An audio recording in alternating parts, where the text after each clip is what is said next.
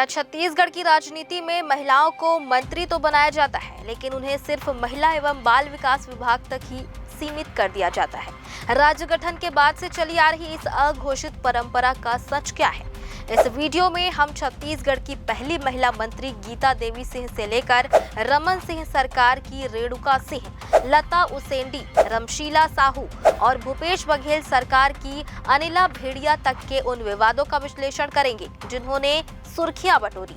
वर्तमान में विष्णुदेव साय सरकार में मंत्री लक्ष्मी राजवाड़े आंगनबाड़ी कार्यकर्ताओं की साड़ियों के घोटाले को लेकर क्यों घिर गई हैं। आज हम बात करेंगे छत्तीसगढ़ की महिला मंत्रियों की और उनके इर्द गिर्द पनपे विवादों की, एक ऐसी श्रृंखला जो राज्य गठन के साथ ही शुरू हो गई थी। छत्तीसगढ़ में सत्ता चाहे अजित जोगी की हो, डॉक्टर रमन सिंह की, भूपेश बघेल की या फिर वर्तमान में विष्णुदेव साय की, एक अघोषित नियम हमेशा लागू रहा। वह ये है कि महिला को मंत्री तो बनाएंगे, लेकिन उन्हें केवल महिला एवं बाल विकास विभाग ही सौंपा जाएगा। आज हम जानेंगे कि इस विभाग को संभालने वाली महिला मंत्री गीता देवी सिंह से लेकर वर्तमान मंत्री लक्ष्मी राजवाड़े तक कैसे एक के बाद एक विवादों में घिरती चली गई। हाल ही में आंगनबाड़ी कार्यकर्ताओं को बांटी जाने वाली साड़ियों में हुए कथित घोटाले ने लक्ष्मी राजवाड़े को अब तक की सबसे विवादास्पद महिला मंत्रियों की कतार में सबसे आगे लाकर खड़ा कर दिया है।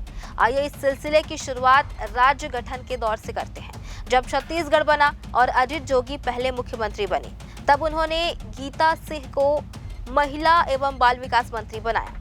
गीता देवी एक राज परिवार से थी और सामाजिक कार्यकर्ता भी। शाम ढलने के बाद वे राजनीतिक मुलाकातों से दूर रहती थी। हालांकि उन पर कोई सीधे भ्रष्टाचार के आरोप नहीं लगे, लेकिन उनकी कार्यशैली हमेशा चर्चा का विषय रही। सत्ता बदली, डॉक्टर रमन सिंह मुख्यमंत्री बने। उम्मीद थी कि इस बार दमदार महिला चेहरों को कोई और भारी भरकम विभाग मिलेगा, लेकिन रमन सिंह ने भी अजित जोगी की परंपरा को आगे बढ़ाया और रेणुका सिंह को महिला एवं बाल विकास विभाग सौंप दिया।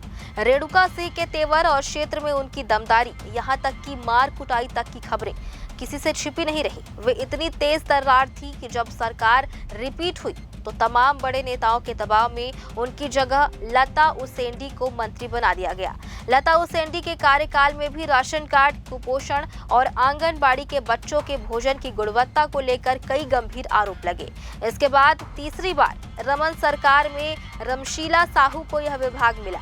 रमशीला सैद्धांतिक थी और साथ ही मंत्रियों से उनका अक्सर टकराव रहता था, जिसका नतीजा ये हुआ कि अगली बार उनका टिकट ही काट दिया गया। जब सत्ता बदली और भूपेश बघेल मुख्यमंत्री बने, तब लगा कि शायद अब महिला मंत्रियों को लोक निर्माण विभाग या वन विभाग जैसे बड़े प्रभार मिलेंगे, लेकिन भूपेश बघेल ने भी उसी अघोषित नियम का पालन किया और अनिला भेड़िया को यही विभाग थमा दिया। अनिला भेड़िया विभागीय नियुक्तियों और शराबबंदी पर दिए गए अपने बयान, सीमित पियो शराब को लेकर जबरदस्त विवादों में रही। और अब बात करते हैं वर्तमान सरकार की। विष्णुदेव साय के मुख्यमंत्री बनने के बाद पहली बार की विधायक लक्ष्मी राजवाड़े को यह विभाग सौंपा गया। कहा जाता है कि उनके पति और देवर के राजनीतिक और प्रशासनिक हस्तक्षेप ने उन्हें सबसे ज्यादा विवादास्पद बना दिया है। अब आते हैं उस ताजा मामले पर जिसने पूरी सरकार को कटघरे में खड़ा कर दिया है। आंगनबाड़ी साड़ी घोटाला। आंगनबाड़ी कार्यकर्ताओं के लिए 6.25 मीटर की साड़ी का ऑर्डर दिया गया था। इस 6.25 मीटर में से 80 सेंटीमीटर कपड़ा ब्लाउज के लिए निकालना था और बाकी की 5.5 मीटर की साड़ी होनी थी। लेकिन जमीनी हकीकत हैरान करने वाली है। जो साड़ियां सप्लाई की गई वो केवल 5 मीटर की ही निकली। ब्लाउज तो दूर की बात है, इन 5 मीटर की साड़ियों को ग्रामीण अंचल में काम करने वाली महिलाओं के लिए पहनना भी चुनौती बन गया है। जब इस बारे में सवाल उठे तो मंत्री लक्ष्मी राजवाड़े ने कहा, किस विभाग में भ्रष्टाचार नहीं होता। उनके इस बयान ने मानो पूरी सरकार के सिस्टम को ही सवालों के घेरे में ला दिया।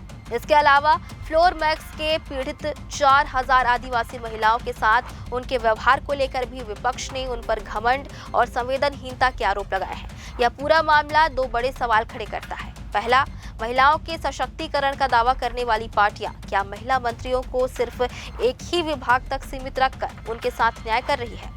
दूसरा, कुपोषण से लड़ने और आदिवासी महिलाओं को सशक्त बनाने के लिए बनाए गए इस महत्वपूर्ण विभाग में भ्रष्टाचार के मामले लगातार क्यों आ रहे हैं? विपक्ष का आरोप है कि ग्रीन बोर्ड से लेकर सैनिटरी पैड तक हर चीज में कमीशन का खेल चल रहा है। अगर विभाग का फोकस भ्रष्टाचार पर होगा तो आदिवासी क्षेत्रों में बच्चों को कुपोषण से कैसे बचाया जाएगा। गीता देवी सिंह से लेकर रेणुका सिंह और अब लक्ष्मी राजवाड़े तक विवादों का यह सफर इस बात का प्रमाण है कि विभाग तो महिलाओं को मिल गया, लेकिन प्रशासनिक कसावट और पारदर्शिता अभी भी कोसों दूर है। लक्ष्मी राजवाड़े के पति पर लग रहे कमीशन के आरोप और साड़ी घोटाले की हकीकत प्रशासन के लिए एक बड़ी चुनौती है। मुख्यमंत्री विष्णुदेव साय और केंद्रीय नेतृत्व को यह देखना होगा कि इस भ्रष्टाचार के दीमक को कैसे खत्म किया जाए। छत्तीसगढ़ की महिला मंत्रियों के इर्द गिर्द पनपे इस साड़ी घोटाले और भ्रष्टाचार के आरोपों पर आपकी क्या राय है? क्या आपको लगता है कि महिला मंत्रियों को केवल एक ही विभाग देना गलत परंपरा है? अपनी राय नीचे कमेंट बॉक्स में जरूर लिखें और हमारे इस चैनल को सब्सक्राइब जरूर करें। नमस्कार।